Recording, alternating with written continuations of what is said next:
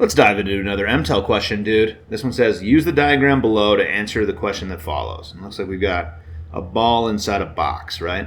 It says a sphere is inscribed in a cube as shown in the diagram above. If the volume of the cube is 64 cubic inches, what is the approximate volume of the sphere? All right, so we're talking about volume of a cube and volume of a sphere, so we might as well have the equations for both of those, I think.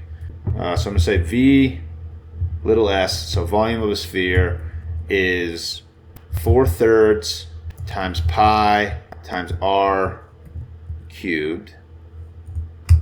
Volume of a cube is the measure of any of its side lengths cubed, because all of the side lengths in a sphere are the same. So you can think of that as length times width times height, but length, width, height are all the same, so we can just do a side length cubed.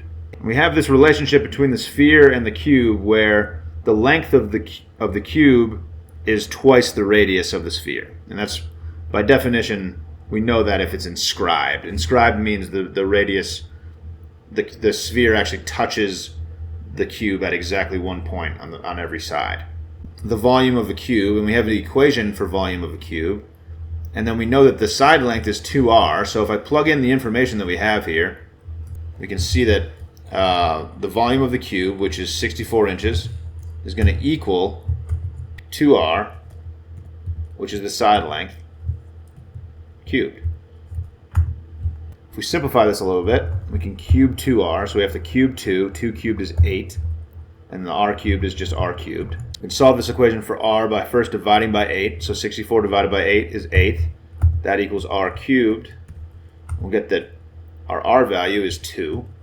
Next, all we have to do is plug our r value into our volume of a sphere equation. So the volume of the sphere, which is what they're asking for, is going to equal 4/3 times pi times our r value cubed, which is 2 cubed.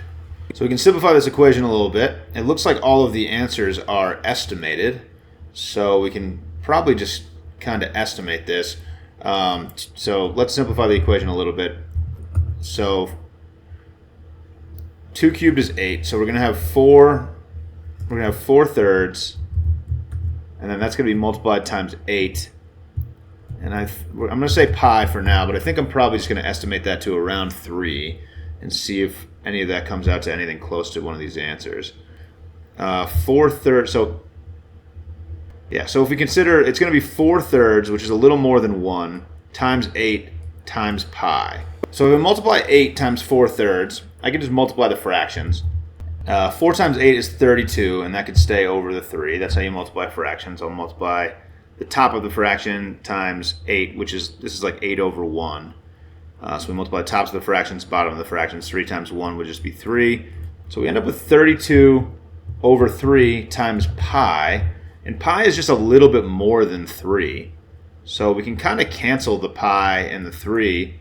And our answer pretty much ends up being 32. Pi is a little bit more than 3. So we could expect our answer to be a little bit more than 32.